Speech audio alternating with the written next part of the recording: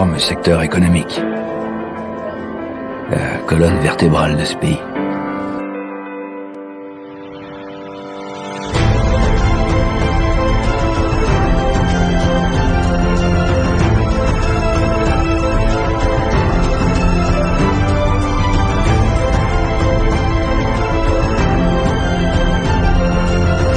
Ok, monsieur Filan.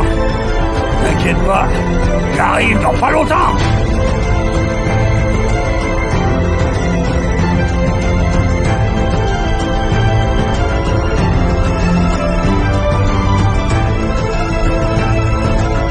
C'est quoi un prospecteur ?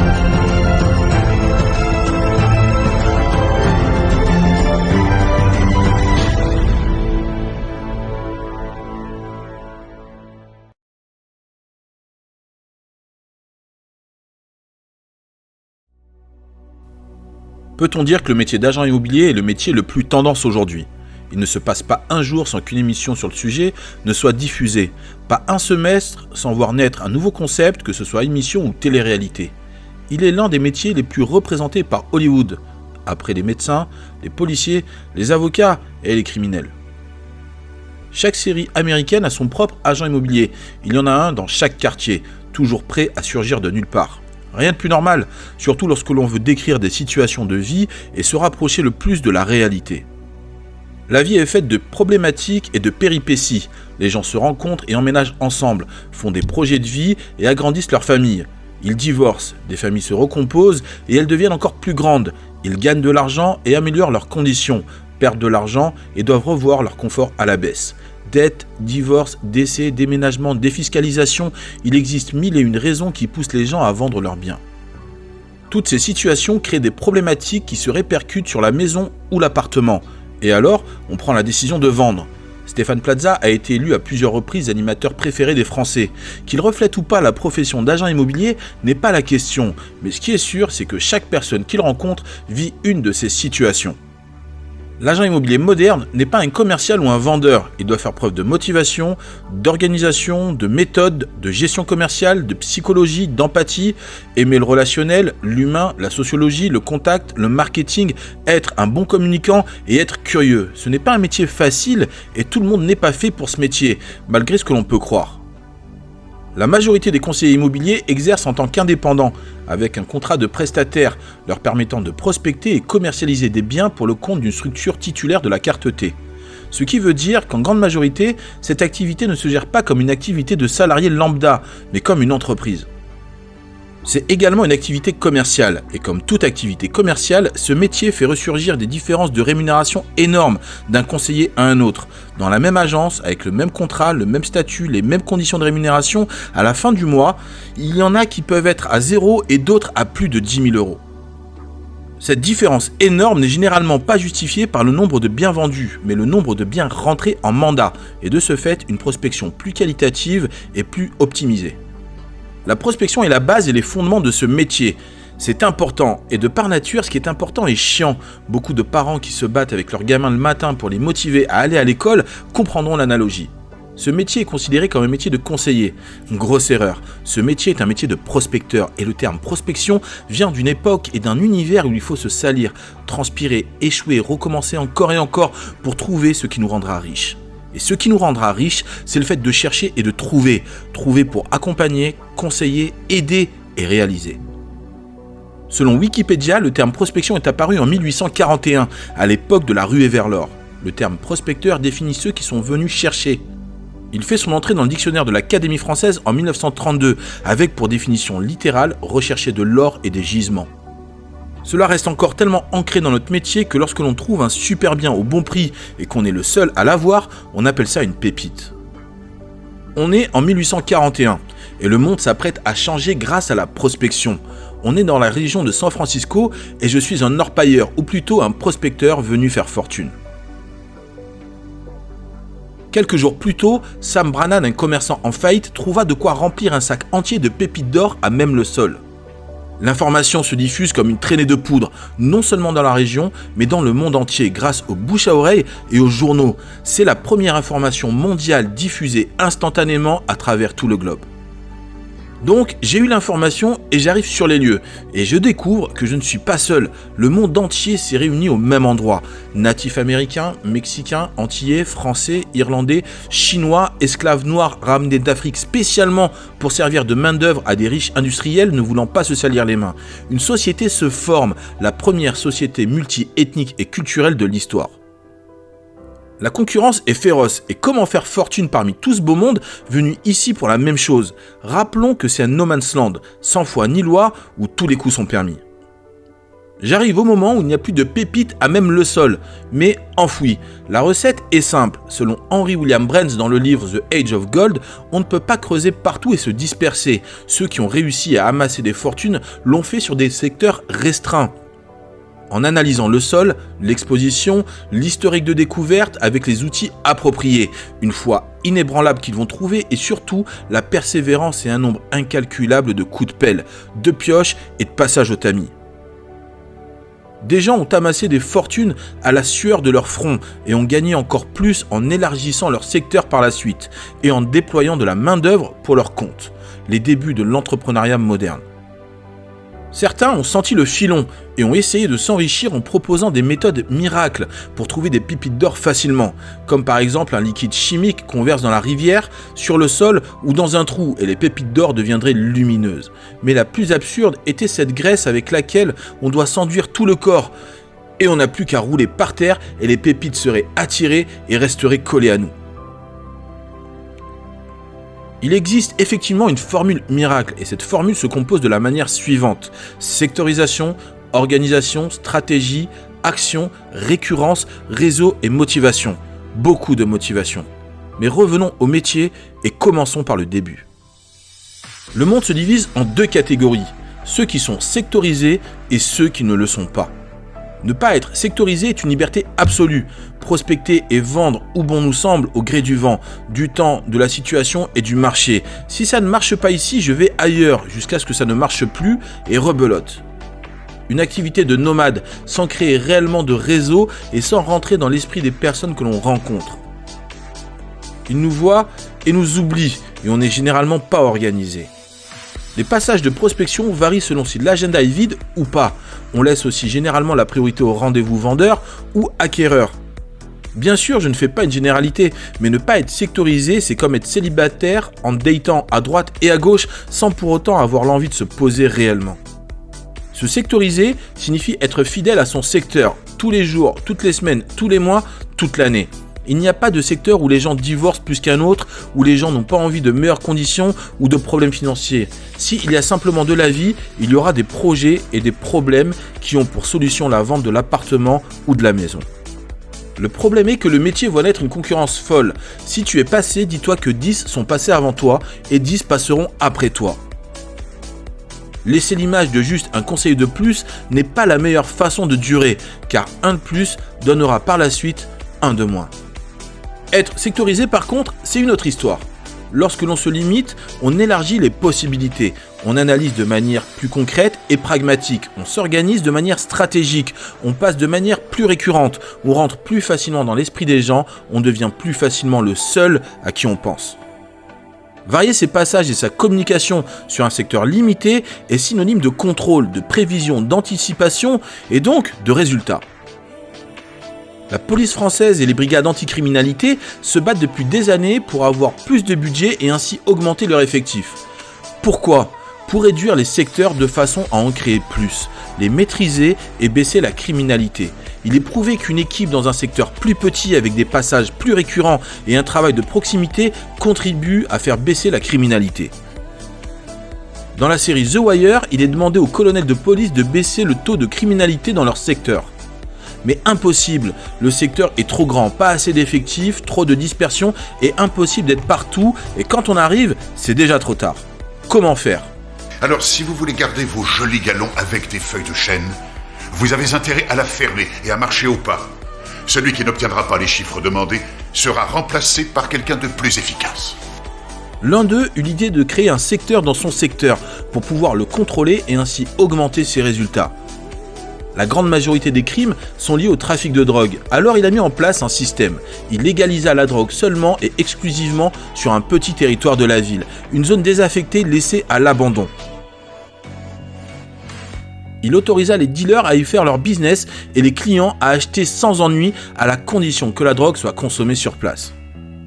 Et tout ça avec la présence récurrente et le contrôle des forces de l'ordre.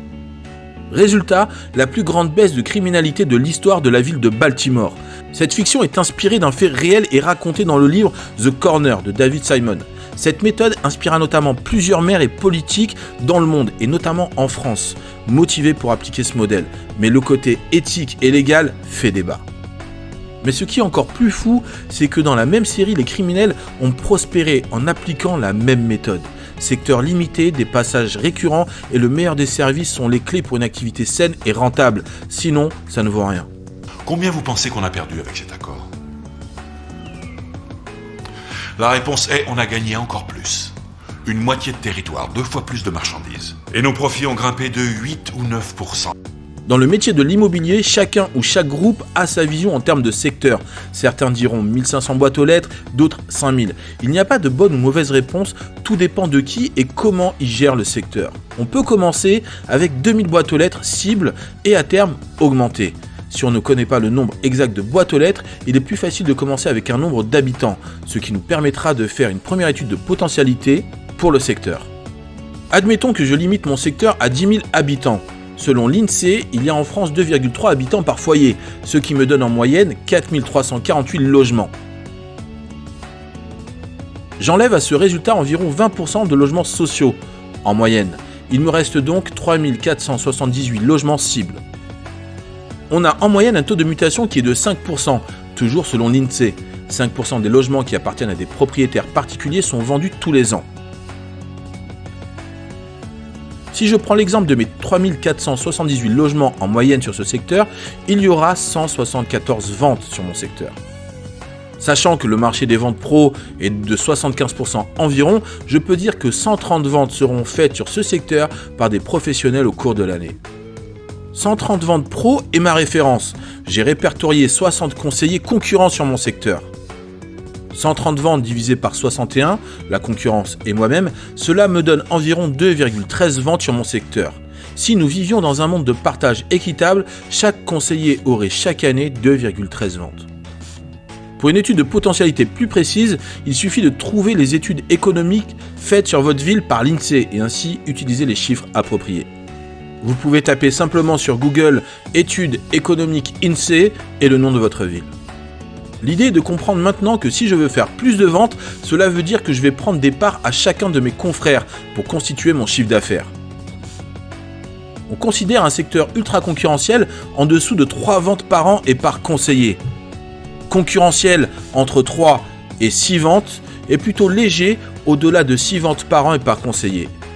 Les clés pour réussir dans cet univers complexe sont plus de passages, une meilleure communication, un meilleur service et une meilleure récurrence. Idéalement, un secteur forme un unique bloc qui ensuite se divise en îlots. Pour une organisation optimale, par exemple, je définis un secteur et je crée 4 îlots dans ce secteur.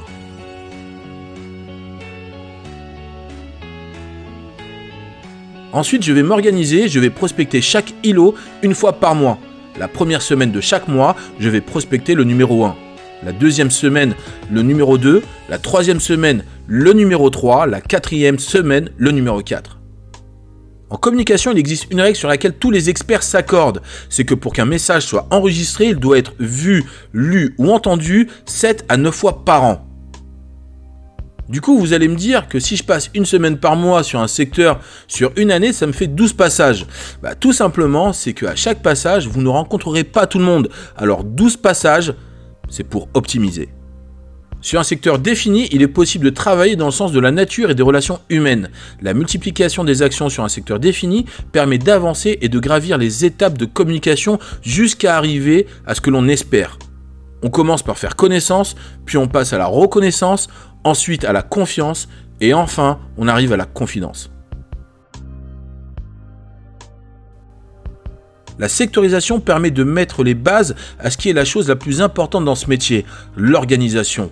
On peut dès à présent planifier une activité de passage sur une année entière. Il est notamment plus facile de tenir une veille en termes de vente, de marché et de prix, que ce soit grâce aux infos que l'on récolte sur le terrain ou avec DVF par exemple. On peut ainsi connaître, comprendre et s'adapter, connaître quel type de biens sont le plus vendus et pourquoi, définir des personas et des cibles qui achètent ou vendent ce type de biens et pourquoi, et spécialiser ses recherches et son discours. Admettons que mon secteur soit à proximité d'écoles et de crèches, et que la plupart des biens en transaction sont plutôt des types 3 ou 4. Je sais qu'un studio n'est pas le produit phare du secteur et qu'il met généralement plus de temps que la norme à se vendre.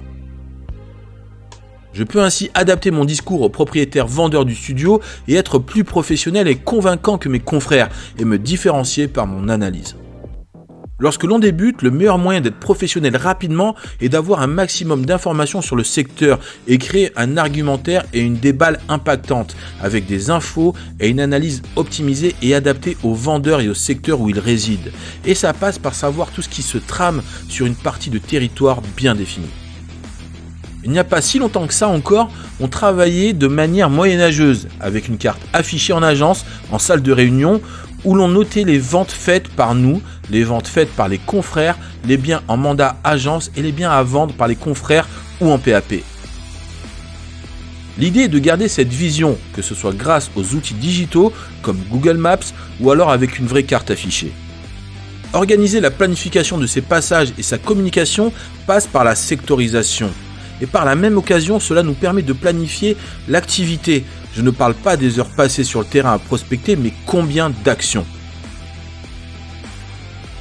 Si je prends un secteur de 2000 boîtes aux lettres cibles, avec 12 passages par an, cela me fait 36 000 passages à l'année, soit 2000 par mois, soit 500 par semaine, soit 100 par jour.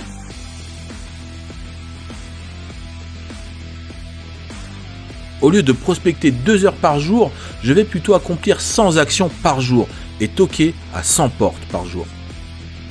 Ça peut être du porte-à-porte, du mailing, du téléphone, de la présence sur les marchés, etc. La volumétrie est essentielle à la conquête de secteurs, que ce soit pour être le premier et se différencier.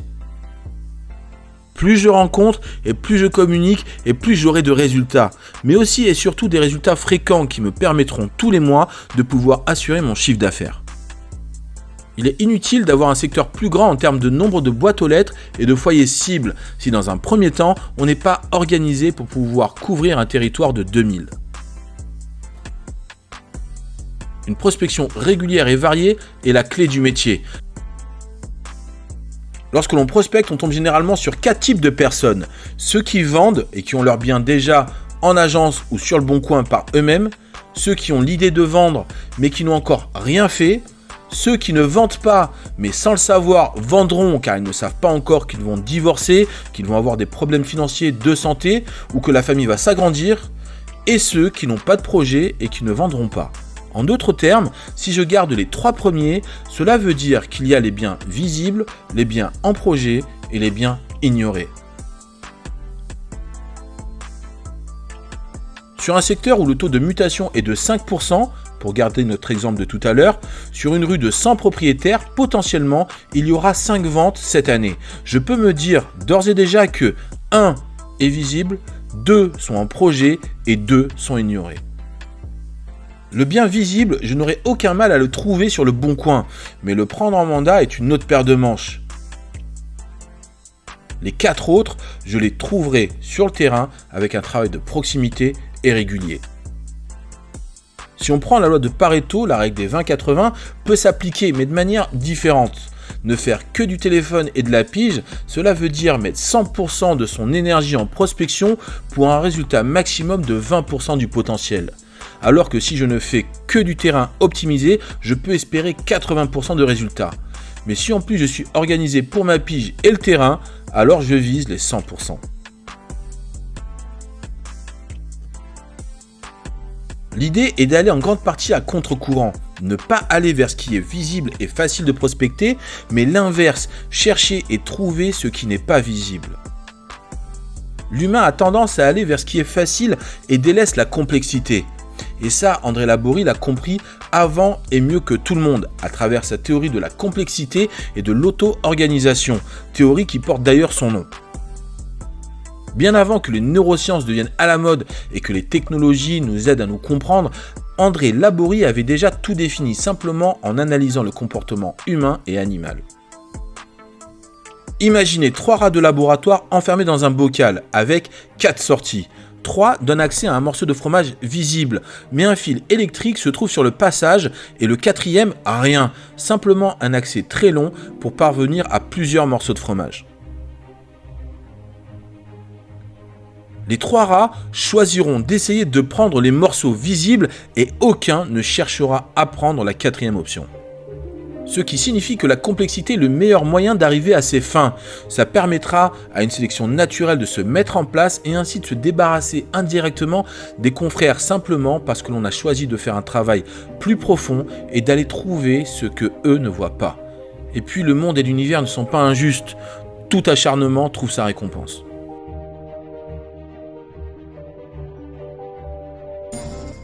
On associe toute cette démarche à ce que l'on appelle le farming. Un agriculteur possède une parcelle de terre bien définie, l'analyse et définit ce qui serait le plus rentable pour lui de planter, en tenant compte de la superficie, de l'exposition, de la météo et de ce que les concurrents proposent. Il décide par exemple de planter des vignes et de faire pousser du raisin. Il travaille la terre, plante, arrose, arrache les mauvaises herbes, entretient et puis un beau jour ça pousse. Il récolte, il en mange et il en vit.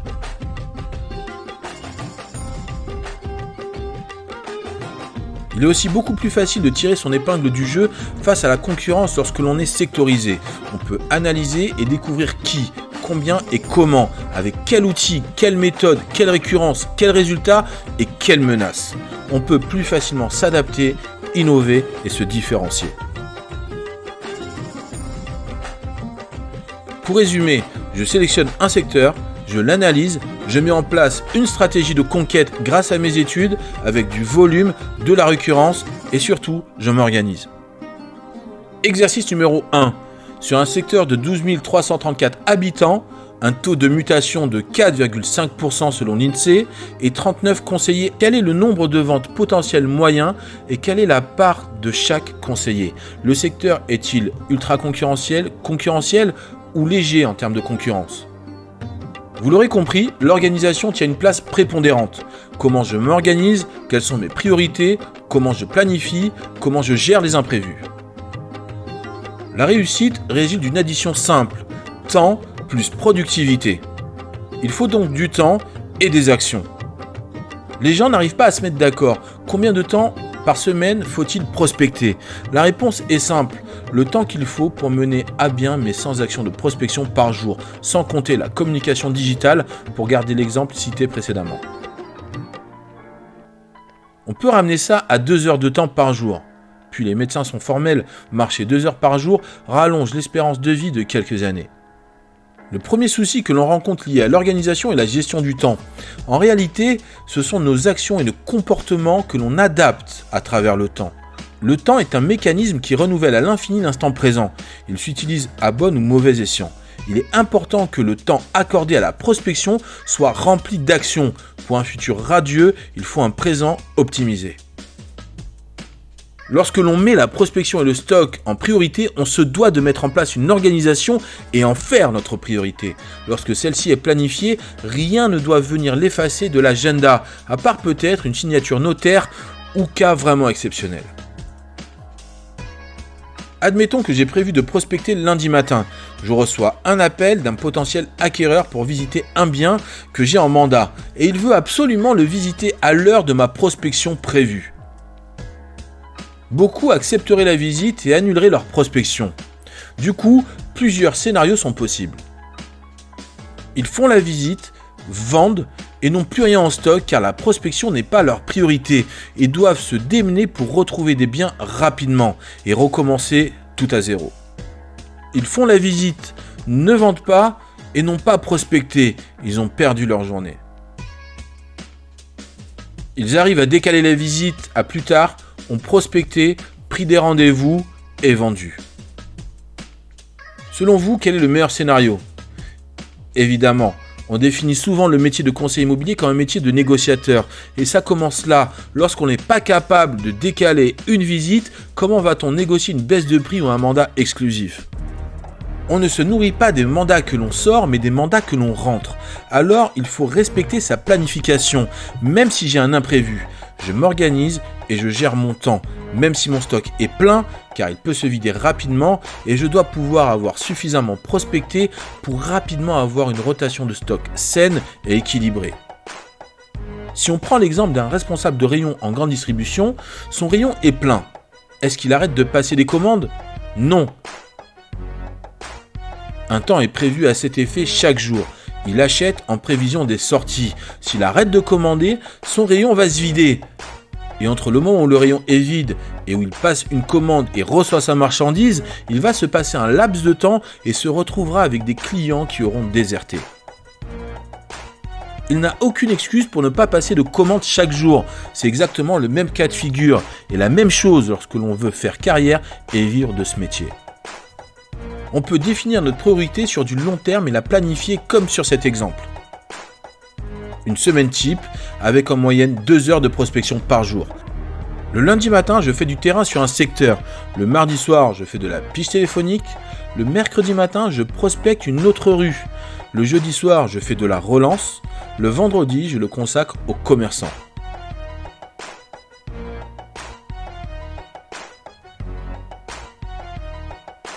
Et en parallèle, tous les jours, je jette un œil et je publie sur les réseaux sociaux, entre 2 rendez-vous ou pendant ma pause.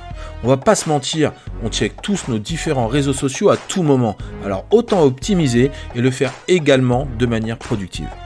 Ce planning peut être copié-collé d'une semaine sur l'autre, sur une année, et avoir la tâche la plus importante de notre métier planifiée sur du long terme avec une visibilité du temps consacré, des actions mises en place et du volume.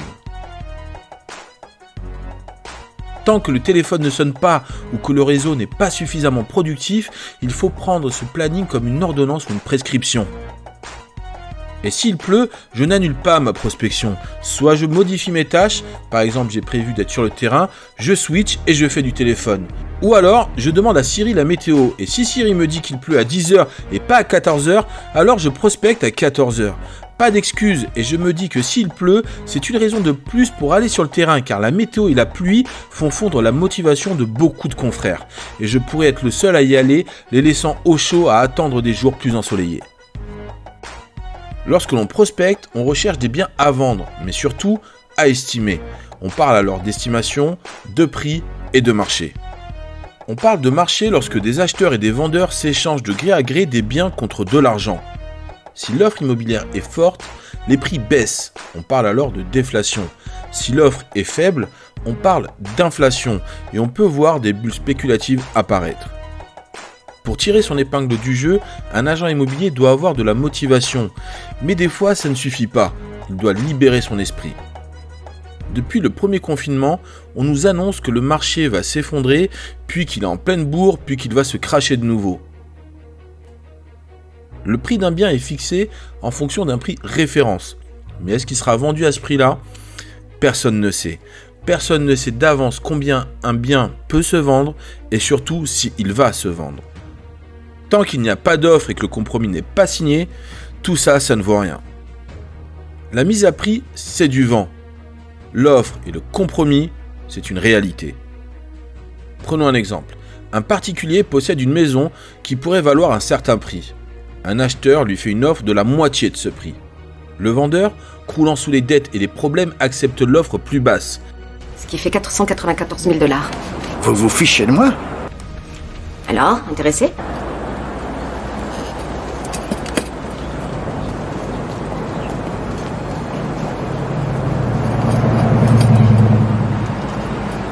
Vendu. Excellent. Passez à mon bureau en fin d'après-midi pour signer les documents.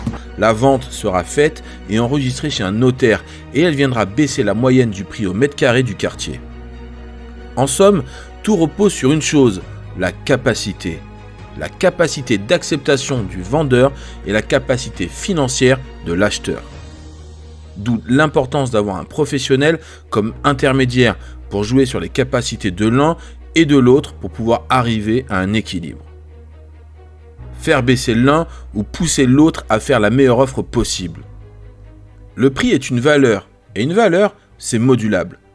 Le marché est soumis à des règles, et la première règle, c'est qu'il n'y a pas de règle. L'immobilier est une marionnette avec une centaine de cordes qui font avancer ou reculer la machine, que ce soit la politique et les arrangements, l'insécurité et la délinquance, les banques qui durcissent ou facilitent l'obtention de crédit, la pression, le mensonge, le bluff, le chômage, la précarité, et on pourrait continuer comme ça toute la journée. Un exemple frappant, c'est celui de Xavier Dupont de Ligonnès. En 4 ans, sa maison a été vendue 2 fois. Le premier vendeur a tenu compte de l'acte horrible pour vendre à perte.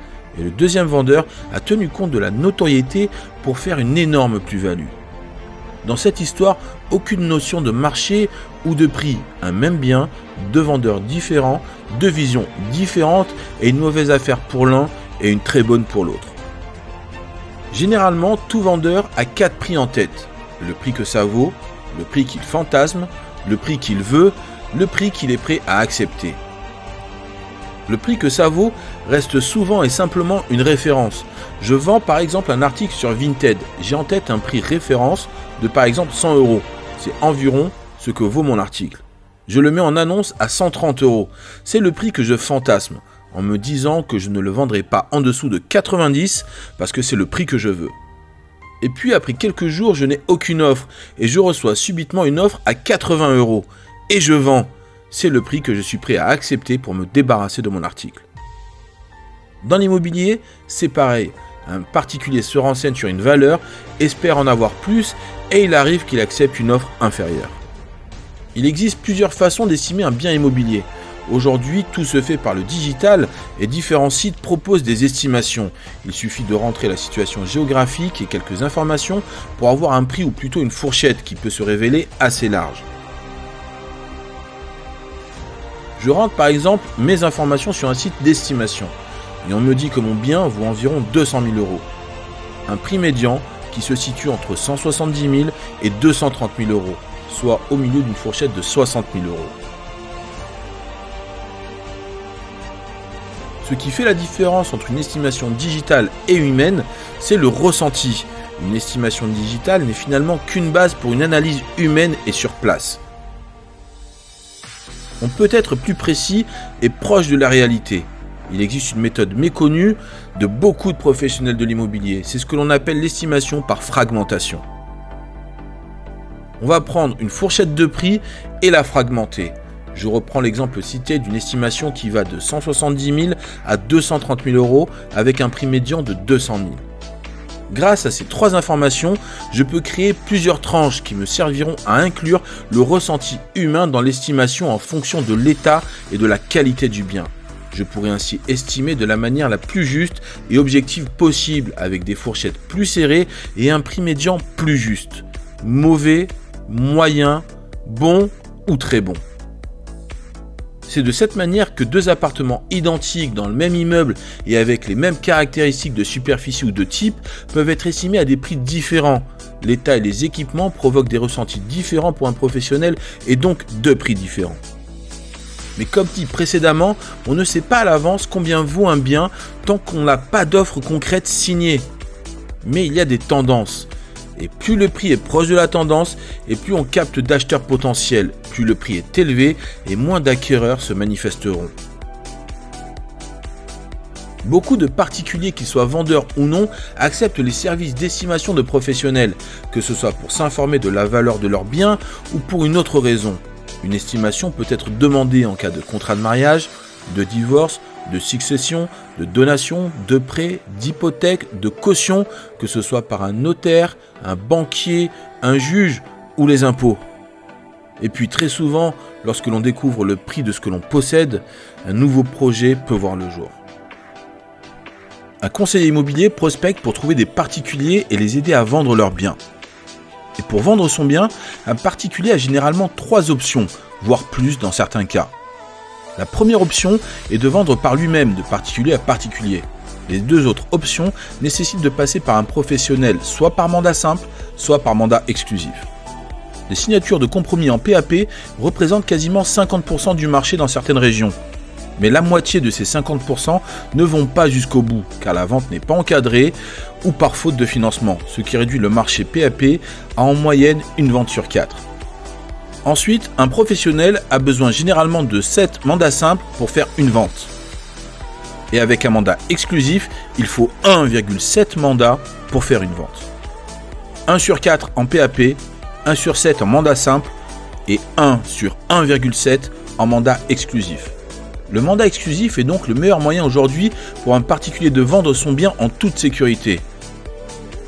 Pour une activité pérenne et radieuse, il faudrait que chaque mois, le conseiller immobilier puisse rentrer 4 biens potentiellement vendables, et tant qu'à faire, en mandat exclusif. Dans ces 4 biens, il y aura un bien qui potentiellement se vendra rapidement, dans le mois en cours.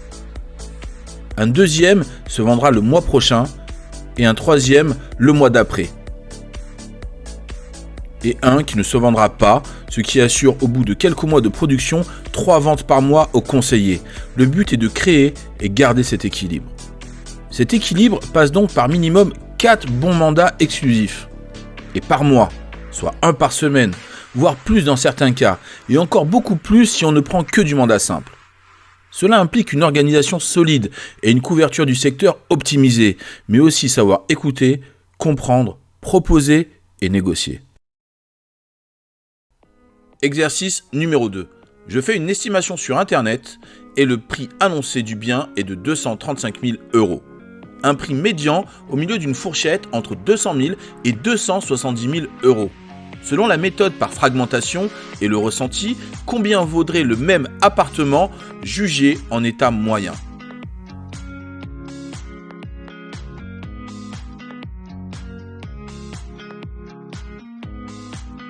Ce métier est fait d'échecs. Et ce qui fait la différence entre l'échec et la réussite, c'est souvent une tentative de plus. Une porte se ferme ou on me raccroche au nez, je suis en situation d'échec. Il suffit d'avoir l'envie et la motivation pour une tentative supplémentaire pour pouvoir me retrouver en situation de réussite. On en revient donc aux origines. Un orpailleur ne trouve pas une pépite d'or à chaque coup de pelle ou de pioche. Il espère juste en trouver une bonne à un moment donné. Les outils ne font pas tout. Il faut de l'envie et de la motivation pour pouvoir être productif. La motivation est un maillon d'une chaîne attachée par la droite et par la gauche à d'autres maillons. Le premier maillon de cette chaîne de réussite est l'implication. L'implication dans le métier, dans le projet professionnel, personnel et ou collectif. Lorsque l'on est impliqué, on passe ensuite à la seconde étape qui est l'engagement, que ce soit vers soi-même, sa famille, ses proches, ses collaborateurs, ses partenaires ou son patron. Ce cheminement nous amène ensuite à la motivation. Une fois impliqué et engagé, on se retrouve à être motivé de manière instinctive et non de manière volontaire. Et cela va créer des réflexes. À partir du moment où ils ont compris ça et où ils ont intégré tout ça, ils sont plus dans ils sont motivés de manière instinctive. Ils subissent plus la prosse. Ils subissent plus et ils sont motivés de manière instinctive et innée en fait. C'est-à-dire que ils sont plus là à chercher à se motiver le matin. Faut que j'aille prospecter. Non, en fait ils en font et c'est comme ça. Et limite en fait, ça devient derrière des réflexes qui peuvent être mauvais, mais qui sont bons en soi. Je donne un exemple. Ils sont tellement motivés à être curieux, à s'intéresser, à prospecter. Et puis un soir, ils sont à une soirée avec des amis, ils boivent un verre, et puis à côté, ils entendent 2 personnes parler, etc. Et puis ils sont là et oui, t'es pas au courant. Nadège et Frédéric, ils se séparent. Et puis toi, c'est pas vrai. Mais ils sont pas propriétaires eux. Mais en fait, non mais pourquoi ? Mais parce qu'en fait, t'as compris ça et donc du coup, tu le fais de manière, innée et non réfléchie. Et du coup, t'arrives à ton rendez-vous. Tu sors du rendez-vous, le réflexe que t'as, c'est d'aller toquer à la porte à côté ou distribuer un truc, et ainsi de suite, et de rencontrer les gens, et du coup, en fait, on se met à prospecter de manière, on va dire, complètement naturelle, tandis que si à chaque fois on doit se forcer, on va pas y arriver. Ce réflexe que tu notes et qui à mon sens est trop peu évoqué, qui est pourtant une réalité, on l'a en soirée, on l'a à la salle de sport, on l'a chez les copains, machin. T'es en train de discuter avec quelqu'un, t'entends vente maison, tout de suite tu te recalibres, j'ai un truc à aller faire là-bas. Donc. Mais vente maison, mais c'est même pas ça. Ne serait-ce que séparation, décès, grossesse, enfant, mariage. Bon, faut pas que ça tombe non plus dans le sordide avec non, les décès. On n'est pas dans le bloc. On est bien d'accord. Non, bien sûr. Loin il de y là. avoir une éthique et une morale, mais en même temps, peut-être qu'il peut y avoir une problématique. Écoute, s'ils ont besoin d'aide. Si on peut t'aider, on est là. Voilà, bien sûr. Et ça, on le mais transpire. c'est pas méchant de dire ça, mais à un moment donné, effectivement, les gens vont avoir besoin peut-être d'aide ou il y a des problématiques qui se mettent en place. Mais effectivement, on devient en fait plus réceptif.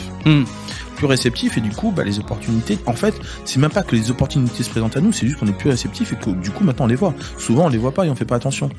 La motivation volontaire est celle qui émane de notre volonté. Cette même motivation qui nous pousse à prendre de bonnes résolutions le jour de l'an, mais que l'on oublie 15 jours plus tard. On abandonne justement par manque de volonté. Mais la motivation instinctive n'est pas réellement dictée par la volonté, mais par l'implication et l'engagement. Cette motivation qui va nous pousser à prospecter tous les jours et même sans s'en rendre compte. La motivation instinctive nous amène au passage à l'action et à la productivité. On produit grâce à nos actions. On mène son action grâce à la motivation qui elle-même est créée grâce à l'engagement qui résulte de notre implication. Implication, engagement, motivation, action et production. Une chaîne complexe mais facile à fabriquer lorsque l'on enchaîne un maillon après l'autre. La motivation instinctive est aussi alimentée par la foi qu'il y a et la foi que l'on va trouver. C'est quoi un prospecteur?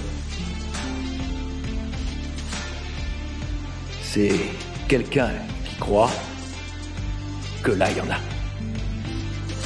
Il se réveille tous les matins, jour après jour, après jour, après jour, en se disant, là, il y en a. Ok.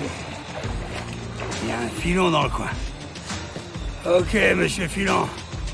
T'inquiète pas, j'arrive dans pas longtemps.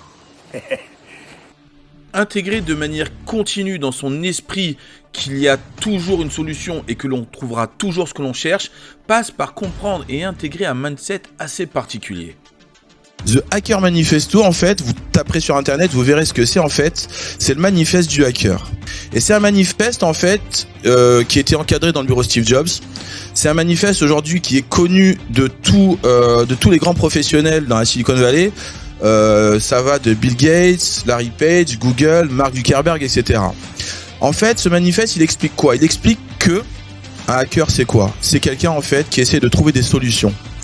Si un système est fermé, tu essayes de trouver la clé. S'il n'y a pas de clé, eh ben tu la crées. Et aujourd'hui, justement, avec les difficultés que l'on rencontre dans notre métier, l'idée c'est de se dire quoi? De se dire qu'aujourd'hui, il y a quelqu'un qui vend, il faut que je le trouve. Peut-être en porte-à-porte. Si ça marche pas en porte-à-porte, j'essaye avec un mailing. Si ça marche pas avec un mailing, eh ben il faut que je trouve une autre solution. Est-ce que je peux passer par les réseaux sociaux? Est-ce que je peux passer en créant un QR code, en diffusant, ou peu importe, etc. L'idée c'est ça en fait, c'est de se dire qu'à un moment donné, il y a toujours une solution. Toujours. L'idée est donc de chercher et trouver des personnes porteurs de projets à court ou moyen terme et de les accompagner. Pour ça, plusieurs moyens, outils et solutions, que ce soit direct ou indirect. Porte-à-porte, courrier personnalisé, flyer, téléphone, réseau de partenaires et d'ambassadeurs, réseaux sociaux. Il faut de l'abnégation, de la résistance, de l'inventivité pour impacter et se démarquer. Mais surtout, il faut être curieux. Dans ce métier, c'est souvent la curiosité qui crée des opportunités. On était à la sortie d'un marché et puis il y avait une petite dame qui portait ses courses. Bonjour madame, comment allez-vous? Vous allez loin avec votre sac?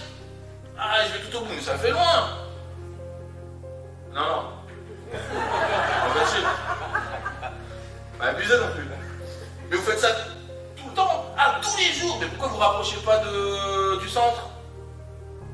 Et puis elle nous explique, ouais, mais voilà, mes enfants, mais mon appartement, mais qui va me le vendre? Et en plus, vous habitez au 2e étage, il y a un ascenseur. Et il n'y a pas d'ascenseur.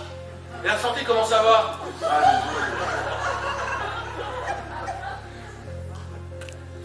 Je comprends, effectivement. Mais si quelqu'un s'en occupe de votre appartement, et si on vous trouve quelque chose là à côté du médecin et à côté du gérontologue? Bref. Bah oui. Non mais on rigole, elle a une problématique cette dame. C'est pas méchant que d'un moment donné, ne pas penser à l'argent. On est complètement d'accord du résultat, mais penser à aider, penser à accompagner, penser à proposer des services, à proposer une solution, parce que que cette solution, une fois que c'est réglé, qu'est-ce qui se passe? On est payé. Il y a 3 principes clés à comprendre et intégrer en prospection et en négociation. Le premier est de prendre et de toujours garder le contrôle. Le deuxième principe, c'est de poser des questions. Le questionnement est primordial, surtout lorsqu'on a une idée précise de ce que l'on veut ou de ce que l'on recherche. Et le troisième principe est l'écoute active. Tout le monde sait que l'écoute active est importante. Elle permet de connaître, comprendre et découvrir. Il existe plusieurs types d'écoute, mais dans ce métier, il y en a généralement 3 qui ressortent le plus souvent. La première est l'écoute apparente formelle. On écoute en apparence, mais pas réellement. Ma belle-fille voudrait que je parte en maison de retraite. Vous comprenez, elle comme ça. Elle se dégage. Elle vend la maison, elle a l'argent, et moi, on m'a expédié. C'est bien, il y a des gens qui vous entourent, c'est bien ça. La seconde, c'est l'écoute empathique. C'est le genre d'écoute attentionnée qui crée une forte empathie qui pousse à la compassion jusqu'à en faire un transfert. Un transfert qui nous pousse à douter et à se remettre en question.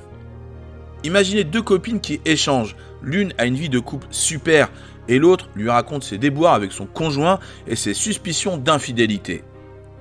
La première qui écoute empathiquement va tellement avoir de l'empathie et de la compassion qu'elle va réussir à transférer la situation de son ami à sa propre vie.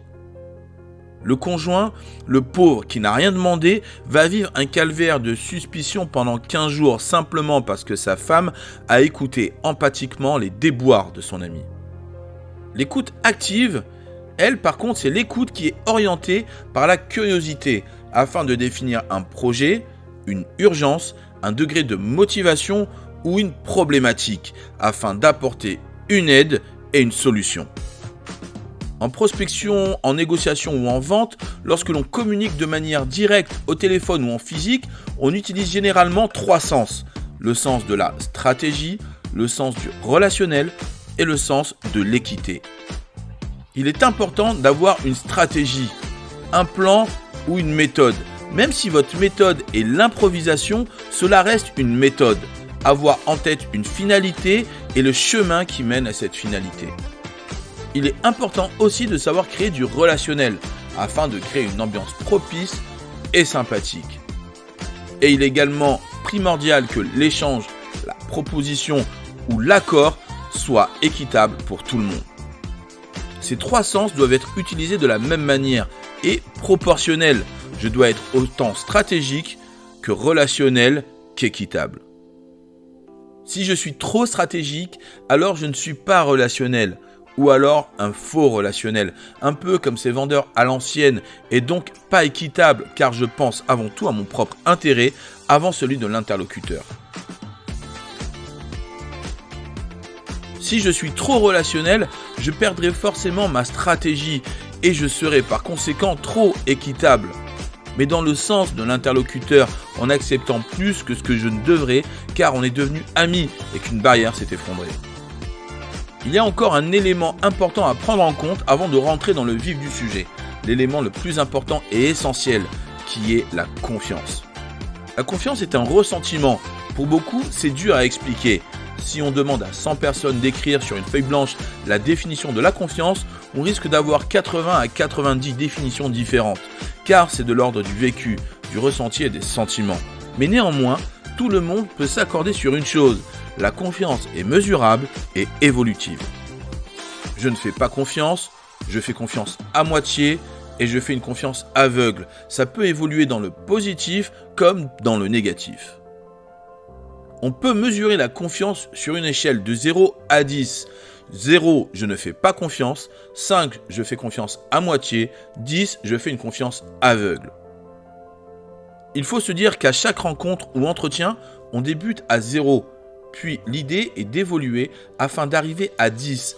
Et c'est seulement à ce moment-là qu'on fait une proposition. Si je fais une proposition alors que je n'ai pas assez évolué, cela conduira à un refus systématique. Il y a 3 éléments à prendre en compte pour évoluer dans cette échelle. L'aspect sympathique et personnel, l'aspect professionnel et ce que l'on appelle le facteur X. En clair, mon interlocuteur doit voir ma sympathie et la ressentir, puis voir mon côté professionnel et crédible, et puis on doit lui apporter des réponses à des questions qu'il se pose. En prospection et en prise de mandat, le conseiller immobilier n'a rien à vendre. L'idée est d'arriver à prendre un rendez-vous et par la suite d'arriver à un accord, et souvent par le biais de la pédagogie et de la remise en question. Si on négocie pas pour de l'argent, mais pour sortir l'interlocuteur de la matrice et lui faire prendre les bonnes décisions. Le sortir d'un univers parallèle où la personne croit ne pas avoir besoin de nos services, estime nos honoraires trop élevés et pas justifiés. Nos estimations sont souvent moquées du fait qu'elles s'éloignent du prix fantasmé. Un univers où on accorde plus d'importance au mandat simple qu'à l'exclusif si tenté de vouloir travailler avec nous. Avant de convaincre Néo de sortir de la matrice pour le suivre, Morpheus a dû le chercher et le trouver et faire en sorte qu'il lui fasse confiance pour pouvoir le suivre dans le monde réel. Voici donc notre première mission, chercher, trouver et entrer en contact. Malgré l'avancée de la communication digitale, chaque adresse et donc chaque personne dispose encore d'une boîte aux lettres réelle et physique. Une boîte aux lettres dans laquelle on peut diffuser des messages, des informations et de la publicité. Il faut savoir faire la différence. Beaucoup de stop pubs sur les boîtes aux lettres. Nombreux sont ceux qui ne veulent plus être informés de vos services ou de vos promotions. Le respect du stop pub est une obligation, donc j'ai l'obligation de ne pas mettre de publicité. Mais, si je devais diffuser une information importante, ai-je le droit ? La réponse est oui. Un mailing est un courrier, donc dans une enveloppe, adressé à un destinataire identifié avec un message personnalisé et signé. Diffuser un flyer aujourd'hui ne sert plus à grand chose. Le taux de retour est ridicule, avoisinant les 1 retour pour 4000 dans certains secteurs. Et souvent ce retour, c'est pour informer et rappeler l'interdiction de diffuser de la pub dans la boîte aux lettres de la résidence. Le courrier, lui, a un taux de retour beaucoup plus significatif, pouvant aller jusqu'à 4 retours pour 100 courriers envoyés. Donc, proportionnellement, un retour pour 4000 flyers et pouvant aller jusqu'à 160 retours pour 4000 courriers envoyés. Donc le courrier est 160 fois plus productif que la simple diffusion d'un flyer. Ceci s'explique par plusieurs raisons. Imaginez deux mêmes messages, par exemple une proposition d'estimation. Un conseiller immobilier diffuse un message sur un flyer visible invitant à le contacter pour une estimation gratuite. Un second conseiller diffuse une lettre dans une enveloppe fermée adressée à un particulier ou à toute la copropriété. Le particulier ouvre sa boîte aux lettres, prend le flyer et le jette dans la poubelle prévue à cet effet dans le hall d'entrée et rentre chez lui avec les enveloppes récupérées dans la boîte aux lettres. Arrive chez lui et ouvre le courrier. Lit le courrier du conseiller qui a su optimiser la forme et le fond du message. Concrètement, il y a plus de chances qu'il rappelle le second que le premier.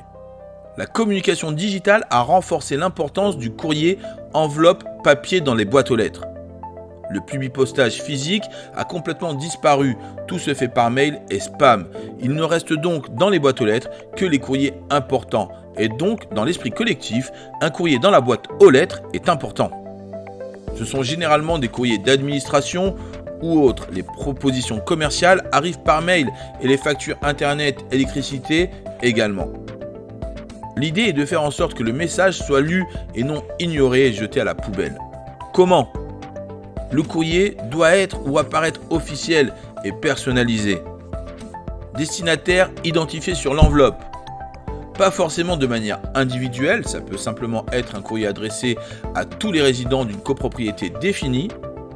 Un courrier officiel est généralement timbré ou oblitéré. Seulement, il est possible de pousser le destinataire à ouvrir le courrier et le lire, comme par exemple en ajoutant un logo et la date de distribution en haut à droite de l'enveloppe, à la place de l'oblitération. Rien n'interdit cette technique à partir du moment que vous le diffusez vous-même en boîte aux lettres. On va se mettre en situation. Vous revenez de 15 jours de vacances, vous ouvrez votre boîte aux lettres et vous avez un tas de prospectus publicitaires. Le réflexe que vous avez est de chercher les enveloppes dans la boîte aux lettres en triant à l'intérieur les publicités et les enveloppes. Vous récupérez les enveloppes et jetez toute la publicité à la poubelle. Ça vous parle ? Cool. Donc l'enveloppe est rentrée à la maison, mais ce n'est pas fini. Quel message et quelle information diffuser ? Tout est sujet pour un mailing. L'idée est de travailler avec la méthode bien connue AIDA. Accroche, intérêt, désir et action. Il doit y avoir une accroche, suscitant l'intérêt et le désir, et proposer ou inviter à une action. Pour un courrier, il faut un vrai sujet, un prétexte, une vraie information à transmettre. Encore une fois, la publicité est interdite et l'information, elle, ne l'est pas. Le sujet le plus souvent utilisé est « Nous vous proposons une estimation » sans donner aucune autre info. Une proposition directe, sans accroche, sans susciter l'intérêt et le désir, seulement une action. L'idée est de trouver un prétexte, et il en existe des milliers. Ce qui fait la différence, c'est la stratégie, l'inventivité et la communication. Beaucoup utilisent le fait d'avoir déjà vendu. Nous avons vendu dans votre résidence et nous cherchons des biens à vendre. Cette simple phrase ne suffit plus. Pourtant, prendre l'exemple de la vente faite dans une copro peut justifier un minimum de 4 courriers en 4 mois qui peuvent se révéler impactants et générer beaucoup de retours. Exemple.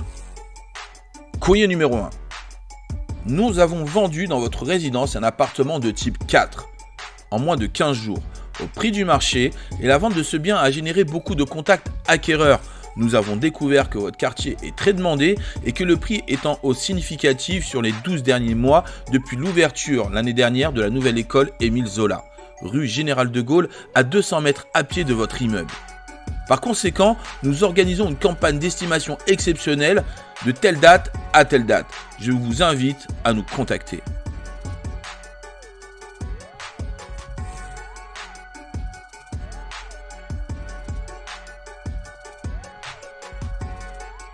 Courrier numéro 2.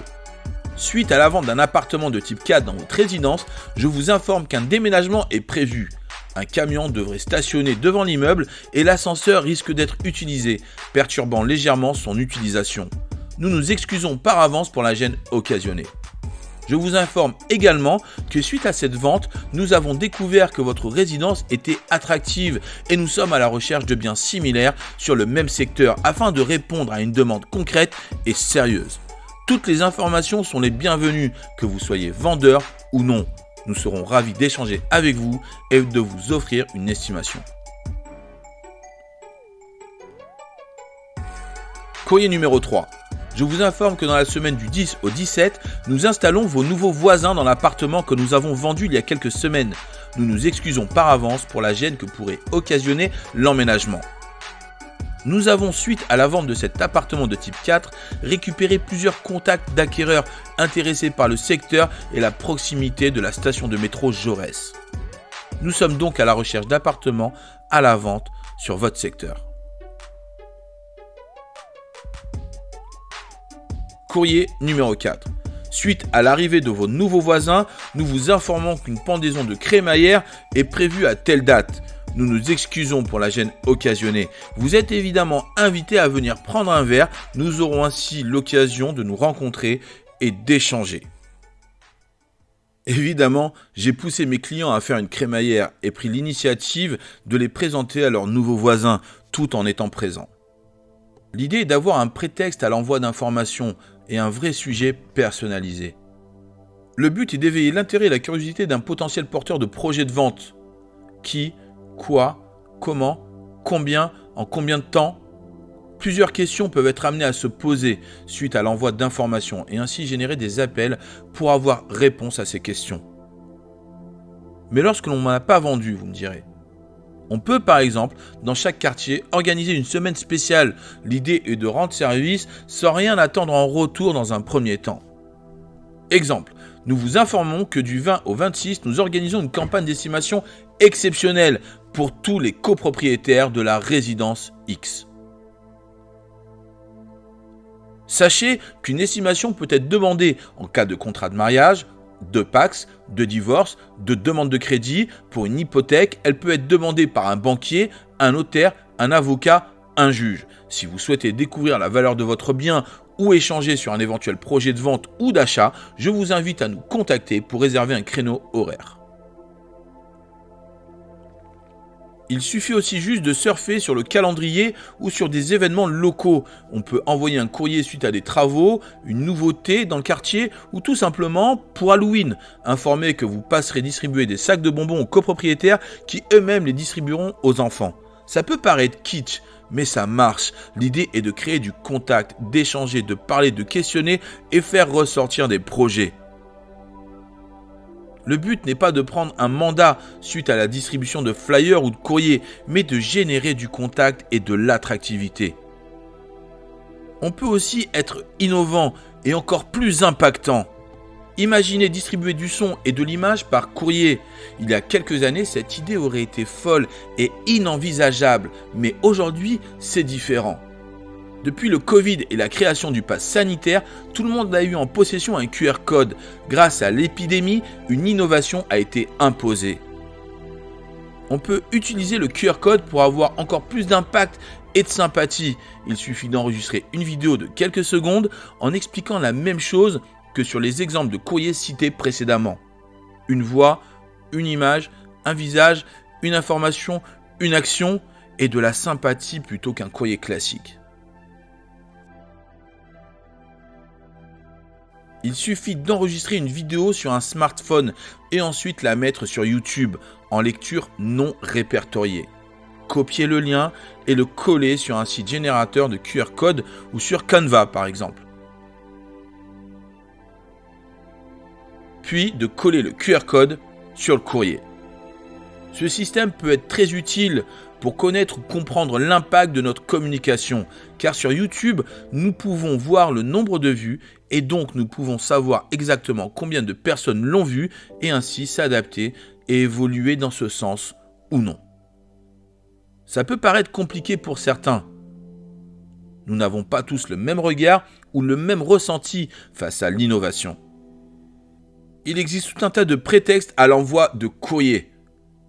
Si vous débutez, que vous n'avez pas de clients, etc., ça peut simplement être un courrier de présentation en indiquant que vous êtes le nouveau référent sur le secteur. Un courrier peut être distribué en boîte aux lettres, mais pas que. Il peut aussi se donner de la main à la main, dans la rue ou en porte-à-porte. À bon entendeur. Exercice numéro 3. Trouvez 2 prétextes différents de ceux cités précédemment afin d'écrire à des copropriétaires de la même résidence, avec une accroche, en suscitant l'intérêt et le désir et en proposant une action. Puis, refaire ces courriers en format vidéo QR code. Le porte-à-porte et le contact direct consistent à aller vers les gens, là où ils sont. Chez eux, dans la rue, au marché, etc. Beaucoup ont des réticences et trouvent ça intrusif. Et ça peut se comprendre. Ils ont du mal à créer le contact, ne savent pas trop quoi dire ni comment faire. Eux-mêmes n'aiment pas être démarchés. Bon, ok. Mais il faut se dire un truc. Les prospects ne viendront pas d'eux-mêmes.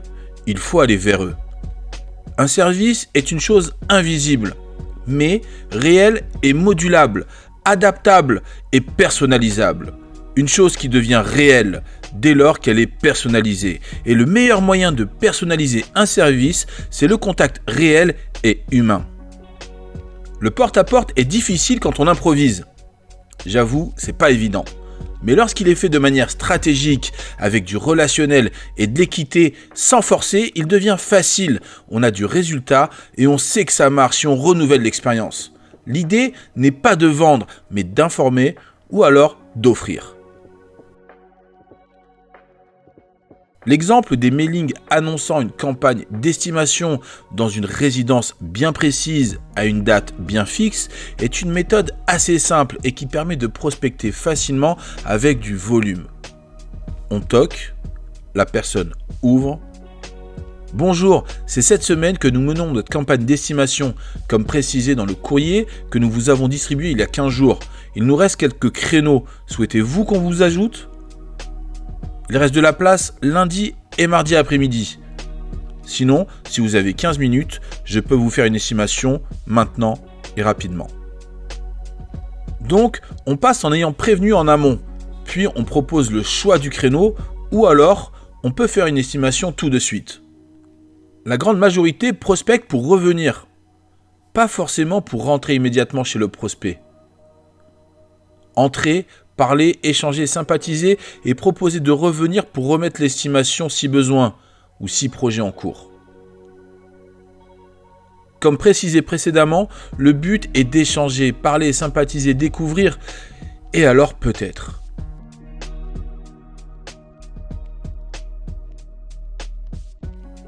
On peut également prospecter en porte-à-porte pour annoncer un déménagement, l'emménagement ou la crémaillère.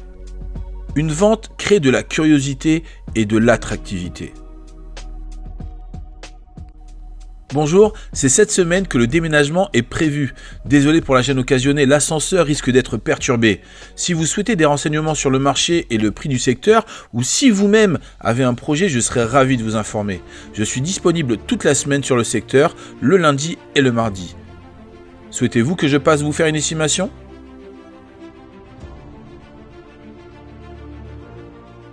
Il faut savoir libérer son esprit, se dire que c'est intrusif est certes un frein.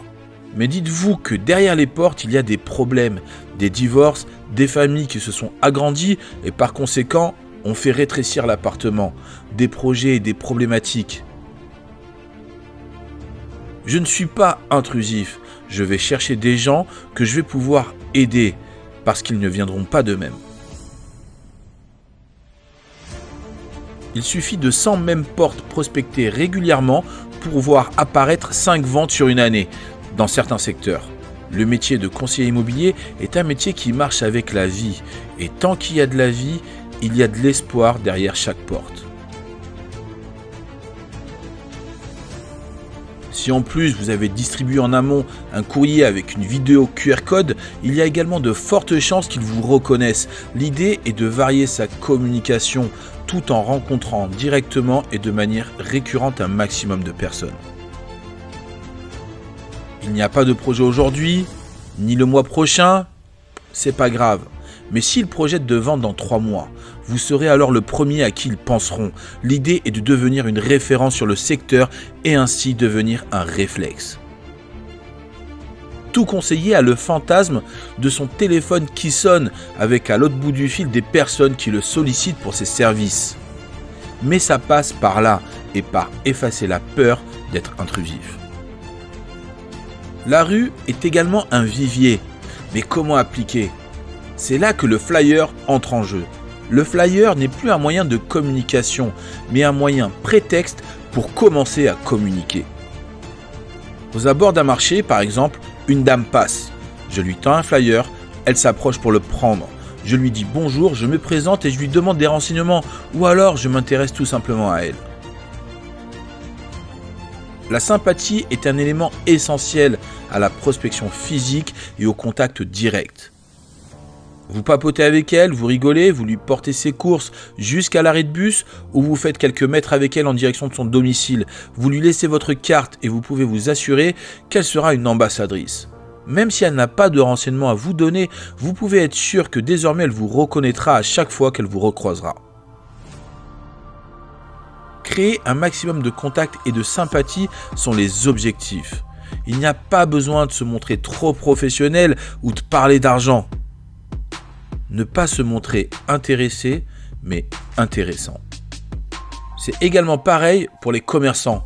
Pourquoi vous donnerait-il des informations si en soi vous n'êtes pas client, si vous ne passez pas de manière fréquente, si vous n'êtes pas sympathique et intéressant ? Ne pas demander tout de suite, passez régulièrement, puis un beau jour, vous vous présentez. Et par la suite, lors d'un de vos passages, vous lui demanderez s'il n'y a rien à signaler. Il sait que vous êtes conseiller immobilier, et s'il a oublié, vous lui rappellerez. Le jour où il entendra parler de vente, il pensera à vous. Un exemple, vous vous mettez à fréquenter très régulièrement un café. Un jour, le patron parle avec un client au comptoir. Celui-ci lui raconte ses déboires, séparation, argent, vente. Soyez sûr qu'avec un travail optimisé, votre carte sera sortie et lui sera tendue en lui disant « appel de ma part ». L'inventivité est également un ingrédient important. On peut aller directement vers les gens, dans un endroit bien précis, en diffusant un message personnalisé à une cible bien précise. Imaginez cette scène, une femme enceinte dans la salle d'attente d'un gynécologue obstétricien. Et sur le mur de la salle d'attente, un QR code, avec écrit « Scannez pendant que vous patientez ». Elle scanne et elle voit un visage. Bonjour, si vous voyez ce message, c'est que vous êtes dans la salle d'attente de docteur Machin. C'est un super docteur. Vous attendez probablement un heureux événement. La famille va sûrement s'agrandir. Sachez que si vous manquez de place et qu'il vous faut une chambre supplémentaire, je serai ravi de vous accompagner. Je vous invite à me contacter. J'ai placé un message sur un mur avec l'accord du médecin en échange d'achat de magazines pour la salle d'attente par exemple. Je suis allé vers des cibles précises, à un endroit précis, sans y être. La magie de notre époque. On en revient à l'innovation. L'innovation, ce n'est pas tout changer ni tout révolutionner, mais c'est apporter une nouveauté dans une activité existante.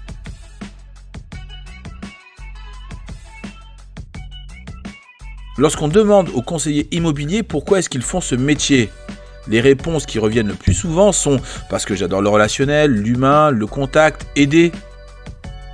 Et bien justement, on y est. Alors, on y va. Exercice numéro 4. Trouvez 2 professionnels de votre secteur dont la clientèle pourrait être des cibles concrètes et imaginez un deal à passer avec eux et créer un message à diffuser.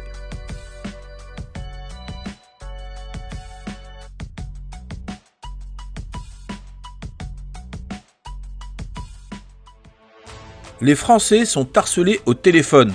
Rénovation énergétique, mutuelle, etc. Ils n'ont rien fait ni demandé et le téléphone sonne à tout va.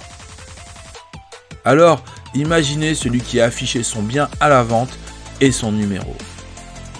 Il faut vivre l'expérience pour comprendre dans quel état d'esprit peut se retrouver cette personne. Pourtant, elle a mis agence s'abstenir, mais elle est tout de même harcelée.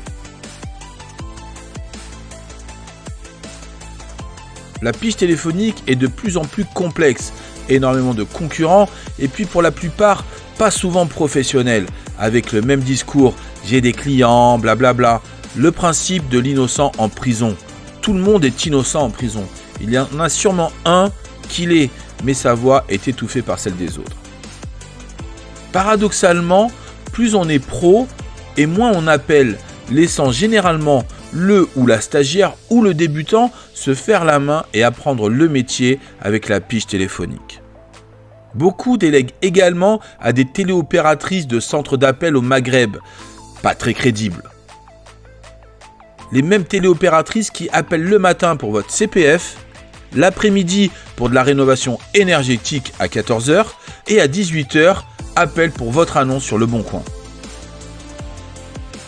De plus en plus de noms et de moins en moins de numéros de téléphone affichés, et à juste titre. Et évidemment sans parler des SMS pâtés copier-coller qu'on envoie à tout va. Pour la pige téléphonique, il n'y a pas de discours miracle ou de formule magique, mais il y a des principes à comprendre et intégrer et des choses à appliquer de manière personnalisée. Le premier principe à comprendre est le triangle de Karpman. Peut-on dire qu'une personne qui ne souhaite pas passer par une agence et qui reçoit 50 appels de professionnels le premier jour est harcelée? Je pense que oui. Donc, on a une victime de persécuteurs. Mais ces persécuteurs, eux, ne se voient pas comme des persécuteurs, mais comme des sauveurs qui veulent aider une victime qu'ils persécutent. Vous voyez où je veux en venir ? Ok, L'idée est de sortir de ce triangle. Il n'y a ni victime, ni persécuteur, ni sauveur, mais deux personnes avec un projet ou un problème mis à jour et qui vont œuvrer ensemble pour le résoudre. Pour en arriver là, il faut avoir le contrôle et le garder, poser des questions et écouter. Mais pas que. Il faut être en mesure de donner un échantillon et aussi de s'engager. La personne vous dit tout de suite qu'elle ne veut pas d'agence. Ok. Mais elle n'a pas mis agence à abstenir ou elle l'a mis tout en bas. Du coup, je vais lui donner un échantillon et un conseil. Je reprends le contrôle. Vous ne voulez pas l'agence ? Ok, laissez-moi quand même vous donner un petit conseil, madame. Rajoutez agence s'abstenir tout en haut, peut-être que ça freinera beaucoup de professionnels. Et puis si je peux me permettre, votre texte est trop compressé. Modifiez-le en sautant une ligne ou deux pour l'aérer. Puis-je me permettre de vous poser une question ? Donc, j'ai repris le contrôle, je lui donne 2 conseils et je lui pose une question. Dans ce genre de situation, il se passe un truc magique. Vous savez quoi ? Il répond. C'est le principe de la réciprocité selon Robert Cialdini. La question peut être par exemple comment a-t-elle fait son estimation et comment est-elle arrivée à ce prix-là ? Elle nous répondra peut-être sur Internet. Sur Internet ? Ok, je comprends. Alors voilà ce que je vous propose. On va se rencontrer et je vais vous faire une estimation personnalisée avec mon ressenti. Comme ça, on sera sûr d'être au meilleur prix. Je vous remettrai un dossier complet et je m'engage à ne rien vous faire signer lors de notre rencontre. Je suis disponible lundi ou mardi. Donc, je m'engage à ne rien signer avec le prospect. Car dans ma méthodologie, je signe au 2e rendez-vous. Donc, je m'engage à ne rien signer au premier. Libre à elle de décider si on se revoit ou non. On a vu précédemment la méthode AIDA. Accroche, intérêt, désir et action. Pour le téléphone, on parle de méthode AIVA. AIVA. Affectif, intelligence, volonté et affectif. Du début à la fin, l'échange doit être sur le même ton. Un ton affectif. Il faut également de l'ingéniosité et de l'intelligence dans la démarche. Et surtout, être volontaire. Il faut surtout faire attention à ce point. En voulant trop forcer, la volonté se transforme en agressivité. On peut aussi être inventif et diffuser de la sympathie grâce à un numéro de téléphone.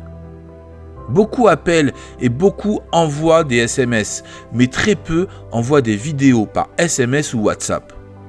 Envoyer un message vidéo personnalisé en expliquant que vous êtes devant leur annonce en précisant des informations de celle-ci et inviter à rappeler. Ça marche très bien lorsque c'est bien fait. On peut également appeler ceux qui recherchent des biens en prenant des informations sur leurs recherches et surtout en leur demandant si l'achat du nouveau bien doit passer par la vente d'un autre. L'idée est de se démarquer, que ce soit par la compréhension, les principes et les méthodes.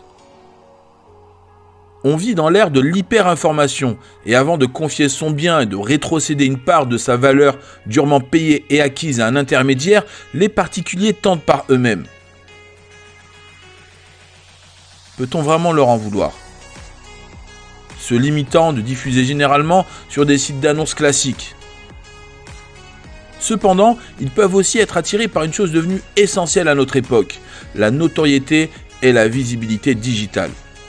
Utiliser la notoriété et la visibilité d'un tiers pour acheter ou pour vendre. Et qui dit notoriété à notre époque dit image, personal branding, communication, influence, réseaux sociaux. De manière individuelle, toute personne a les mêmes moyens de communication qu'une grande multinationale, diffuser de l'information en illimité, à toute heure et à toute une communauté. Le terrain digital est donc devenu un espace dans lequel il faut être visible et actif.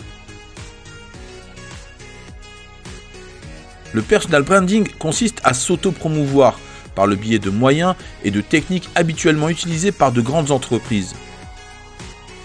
Un phénomène contemporain pourtant annoncé en 1985 par Tom Peters, un spécialiste du marketing, dans son livre « La passion de l'excellence ». Dans le cadre d'une activité professionnelle et commerciale, il existe 3 cas de personal branding. Le premier cas est lorsque l'individu est vendu en même temps que la marque qu'il représente. Il en devient le symbole et il en devient durablement associé. On peut prendre pour exemple Bill Gates avec Microsoft et Steve Jobs avec Apple. L'un a démissionné et l'autre est mort, mais leur image reste associée durablement aux entreprises. Le deuxième cas est lorsqu'un employé, un cadre, salarié ou indépendant, se vend lui-même par le biais des médias ou des réseaux sociaux. Il prend lui-même de la valeur en tant qu'individu, pouvant se détacher, changer d'entreprise ou se lancer en freelance, comme par exemple Karl Lagerfeld, qui cultiva sa propre image pendant qu'il collaborait avec la marque Chanel. Il se détacha par la suite et créa sa propre marque grâce à son image cultivée jadis. Le troisième cas de personal branding correspond à une démarche d'autopromotion dans le cadre d'une activité freelance, nous permettant d'être visibles et associés à un métier, un service, un résultat ou une ville. Par le biais de ces 3 cas, il faut comprendre une chose essentielle. On ne communique pas de la même manière si on est patron, conseiller, rattaché à une enseigne ou en solo. Il faut savoir ce que l'on souhaite et communiquer en fonction. Les réseaux sociaux permettent à tout un chacun de travailler, de se rendre visible facilement localement et dans le monde. Lorsque c'est optimisé, on devient alors connu et reconnu et du coup, influent. L'influence est la grande hype du moment. Et je vais vous donner sa définition. L'influence est le pouvoir social ou politique qu'exerce un individu ou un groupe et qui permet d'agir sur le cours des événements et de provoquer la prise de décision. Elle pousse aussi à la réflexion, l'introspection, l'acceptation, au changement et à l'action. L'influence est créatrice de performance. En 1954, Roger Bannister mit une gifle aux croyances établies en accomplissant un miracle que la médecine et la science disaient impossible, en devenant le premier homme à courir le mile en moins de 4 minutes. Mais le vrai miracle, c'est que sous son influence, en moins de 6 mois, 3 autres athlètes ont réalisé le même exploit et plus d'une dizaine dans les 2 ans qui ont suivi. C'est comme courir le mile en moins de 4 minutes. Tout le monde pensait ça impossible jusqu'à ce que quelqu'un y arrive et ensuite tout le monde a voulu s'y mettre. Parce qu'il savait que c'était faisable. Oui, Roger Bannister. L'influence est une arme puissante et comme toutes les armes, elle peut faire des dégâts. Michael Mann est un réalisateur américain et c'est l'idole de Redouane Faïd. Pour savoir comment attaquer un fourgon blindé, le jeune braqueur a tout appris en regardant l'un de ses films, Hit. C'est est-ce qu'il a conscience qu'il y ait des gangsters qui puissent s'inspirer de son cinéma, parce que moi ça m'est arrivé. Dans le monde des affaires, le leadership traditionnel était une question de pouvoir, de machisme et de testostérone. Le leadership d'aujourd'hui est une question d'influence. Et des empires se bâtissent aujourd'hui grâce à elle. Fortnite est le jeu vidéo le plus joué ces 3 dernières années, et ce, grâce à l'influence, un jeu gratuit qui a rapporté plus de 10 milliards de dollars de chiffre d'affaires en 3 ans. Griezmann, Neymar, Predator, Batman, Joker, John Wick et la pop culture ont incité et ont poussé à l'addiction, à l'insomnie et à l'achat de skins. Le pouvoir que peut exercer un homme, un personnage fictif ou une marque est illimité et Epic Games, la société créatrice du jeu, l'a très bien compris. Foyle, on se fait un Fortnite? Attendez, vous allez faire un Fortnite? Je veux jouer, hein. Kylie Jenner, ex-star de télé-réalité, fit la couverture du magazine Forbes, car elle était devenue la plus jeune milliardaire de tous les temps. Comment ? Tout simplement en ayant eu l'idée de monétiser son influence en vendant du gloss à ses followers.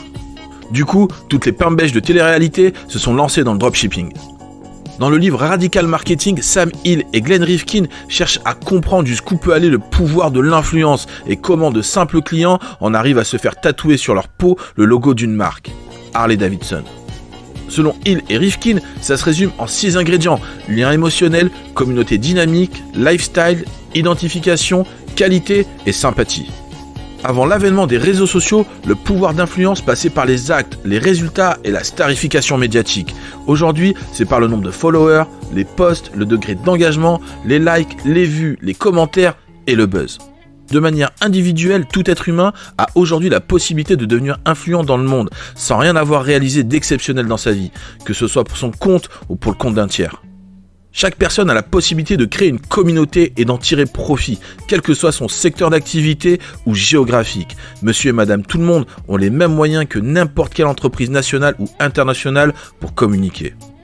Beaucoup d'entreprises ont compris qu'une communication nationale ne suffit plus, alors elles se sont mises à déléguer et font confiance à leurs employés et au pouvoir de tout un chacun pour communiquer et tirer un maximum d'avantages, notamment d'un point de vue local. En plus de prospecter et de vendre, on demande aujourd'hui aux commerciaux de créer du contenu et de travailler son personal branding. Beaucoup le font de manière très impliquée et ça marche plutôt bien. En même temps, il serait stupide de ne pas le faire. Un Français passe 2 heures et 12 minutes par jour sur Internet et ce n'est qu'une moyenne. La catégorie des 15-34 ans, il passe 3h14, dont 82% sur mobile. Du coup, Internet et les réseaux sociaux sont devenus un terrain de prospection aux possibilités infinies. Une communication optimisée sur Facebook ou Instagram peut avoir un impact planétaire. Avoir de l'influence devient aujourd'hui pour certains une nécessité absolue, pour l'ego, la reconnaissance des autres et le business, allant jusqu'à en acheter. Des fermes à clics ont vu le jour et assuivi ce besoin en vendant des followers, des vues et des likes. Alors, t'es content ? Oui, ça a super bien marché. Alors, on garde les 7000 utilisateurs que j'ai achetés et on rajoute 1000 utilisateurs par jour pendant une semaine. Pas de soucis, mon pote. L'influence sur les réseaux passe par la création de contenu, de faire des posts impactants et d'avoir une récurrence. C'est ce que diront beaucoup de formateurs en marketing digital. Mais pour pousser le follower à l'action, c'est une autre paire de manches. L'optimisation de son image et de son influence passe par comprendre plusieurs points essentiels. Il existe plusieurs réseaux sociaux, Facebook, Instagram, LinkedIn, TikTok, Snapchat. Ils ne s'utilisent pas de la même manière et ne touchent pas la même cible. Beaucoup de conseillers n'ont pas réellement de but, d'objectif et donc n'ont pas de méthode. On mélange aspect professionnel et personnel. On poste les biens rentrés en mandat, on communique sur notre prospection, sur nos ventes, sur nos vacances, nos états d'âme, et ce, avec le même profil. Un jour, je poste pour mes clients, le lendemain pour montrer aux confrères que je suis meilleur qu'eux. L'optimisation des résultats passe par une introspection et une stratégie à mettre en place. Orienter sa communication vers l'autre et non vers soi. Communiquer sur la vie locale, adhérer à des groupes, commenter, liker des posts et des pages d'entraide. Les posts doivent être en cohésion selon le réseau. Un post sur Facebook expliquant que vous recherchez des biens peut avoir un impact, mais n'en aura pas sur LinkedIn. Surtout quand tous vos contacts sont des confrères. Un post article écrit aura plus d'interactions sur LinkedIn, mais pas sur Instagram. Taguer des partenaires ou des commerçants donnera pas grand chose sur TikTok, mais peut avoir un impact en story Insta, grâce aux notifications et aux hashtags. L'idée est donc de toucher des particuliers porteurs de projets ou futurs porteurs de projets. Il faut donc des contacts et des followers. Il n'est pas nécessaire d'en avoir 1 million, mais simplement 300 triés sur le volet pour pouvoir générer des retours productifs régulièrement. Les réseaux sociaux ne sont que des outils complémentaires au terrain. Lorsqu'on optimise les deux, les personnes que l'on rencontre dans la vie réelle deviennent alors des contacts digitaux. Il est plus facile de rajouter des contacts que l'on rencontre sur le terrain que de les toucher grâce à un post putaclic ou un post narcissique. Optimiser signifie que je rencontre, je laisse ma carte avec un lien Facebook ou un QR code et je fais scanner en direct l'interlocuteur pour qu'il me rajoute. Les groupes d'échange sur Facebook sont un vivier très productif lorsqu'on sait les utiliser. Adhérer à une page d'entraide ou de vente et de troc locale, liker, partager, commenter, se rendre visible et puis un beau jour, on poste. Sur une page d'annonce, je poste une annonce en indiquant que suite à un désistement de dernière minute, je suis à la recherche d'un appartement de type précis dans une rue ou un secteur bien précis. Le fait d'avoir travaillé et labouré le terrain en amont permettra au poste d'être visible. En ayant participé, liké, commenté, partagé, par la suite, on peut espérer plus de retours qu'une simple annonce en disant que vous êtes le meilleur. Les résultats passent par la compréhension. Certains conseillers arrivent à générer plusieurs rentrées de mandat, mais aussi de sorties, générant jusqu'à 200 000 € de chiffre d'affaires par an grâce aux réseaux sociaux, grâce à leur compréhension de ce paradigme, l'image travaillée et par conséquent leur influence. Ceux qui arrivent ont compris l'importance de l'échange, de l'interaction et du pouvoir de la visibilité. Vouloir rentrer des mandats grâce aux réseaux sociaux, ce n'est pas se contenter de communiquer sur son image. L'ego digital est un ennemi qui peut causer des dégâts s'il vient à dominer et contrôler votre communication. Le meilleur moyen de l'effacer est de ne pas communiquer sur soi, mais orienter sa communication vers les autres. Rendre les autres visibles pour être visible. Le monde est une prison où il n'y a ni espoir, ni saveur, ni odeur. Une prison pour ton esprit. Ça n'engage que moi, mais le monde des réseaux sociaux, pour moi, c'est une matrice. Ça crée un sursaut qui peut être exaltant, mais qui s'avère être dangereux. Parce que ça peut engendrer de nouvelles certitudes, et ce sont souvent des mauvaises certitudes qui ensuite nous renvoient à une vision qui est plutôt simpliste du métier. Ce que l'on peut voir comme en fait une avancée ou alors un nouvel éveil peut à contrario nous faire reculer et nous plonger justement dans le sommeil. Pour rester éveillé, il faut être en mesure d'avoir des alternatives et pouvoir en sortir à tout moment. En clair, combiner les réseaux sociaux et le terrain, matrice et réalité. Lorsqu'on se consacre qu'aux réseaux sociaux, on sombre dans ce qu'on appelle le marketing de création et d'imagination. Et du coup, tout se fait à distance, alors que notre ADN, c'est le contact direct et une poignée de main. On peut rentrer dans la matrice, et il faut avoir le contrôle. Et avoir le contrôle, c'est savoir se diversifier. Diversifier les moyens et les univers. La prospection immobilière est un métier dans le métier. Ça ne se résume pas simplement à prendre des mandats. Il faut comprendre l'univers, définir et limiter son secteur, le découper, l'analyser, s'adapter, s'organiser, planifier, connaître le marché, s'adapter de manière stratégique, entrer en contact avec tout le monde par tous les moyens et le plus souvent possible. Il faut tout optimiser. On a cherché, on a trouvé, on a pris un rendez-vous. Maintenant, les choses sérieuses peuvent commencer. Cette vidéo vous a été fournie dans une box formation. Vous trouverez dans celle-ci un accès pour une formation en visio direct d'une demi-journée. Je vous invite à scanner le QR code, rentrer le code fourni et vous inscrire. Nous parlerons rendez-vous et négociation. À très vite.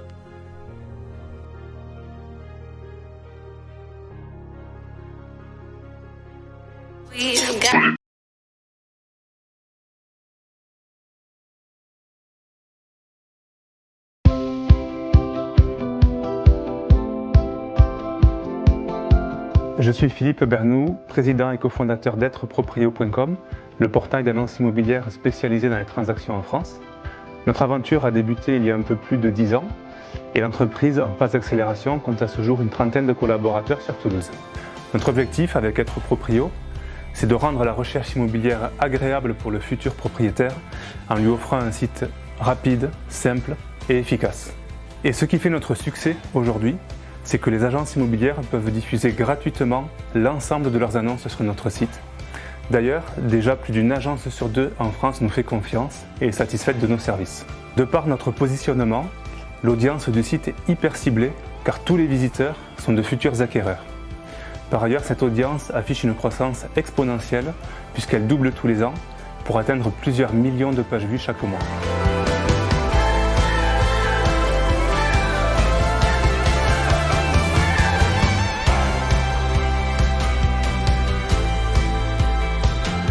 Je suis Charlotte Falguerac, directrice commerciale. Ma mission est de développer l'ensemble des services Être Proprio et de répondre le plus justement possible aux attentes et aux usages des futurs propriétaires. Avec mes équipes, nous nous adressons tous les jours aux 2 acteurs principaux de notre portail. D'un côté, les agences immobilières, en leur proposant une offre gratuite, qualitative et génératrice de contacts qualifiés. Et d'un autre côté, nous tissons un réseau de professionnels qui gravitent dans l'écosystème de la transaction immobilière. Nous travaillons avec des acteurs locaux de qualité, comme des artisans, plutôt spécialistes de la rénovation et de l'embellissement de la maison, des assureurs, des courtiers en crédit, des déménageurs, des diagnostiqueurs et bien d'autres. Le but est de permettre à ces professionnels de développer leur notoriété en local grâce à une offre abordable, souple et très ciblée. Nous savons qu'aujourd'hui, 9 projets immobiliers sur 10 démarrent sur Internet et qu'ils sont aussi synonymes de nouveaux projets de vie. C'est pourquoi nous avons à cœur, avec nos partenaires, d'accompagner les futurs propriétaires français dans un parcours d'achat immobilier réussi. Grâce à notre audience qui montre de nouveaux records tous les jours, de plus en plus de professionnels de l'immobilier et des grandes enseignes nous font confiance en décidant de rejoindre l'aventure Être Proprio.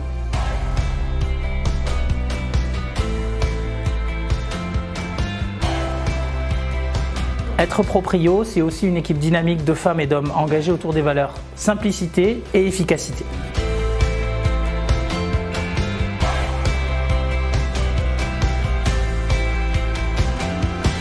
Que vous soyez une agence immobilière ou un professionnel ayant un rôle à jouer dans l'acte d'achat d'un bien immobilier, n'attendez plus, contactez-nous.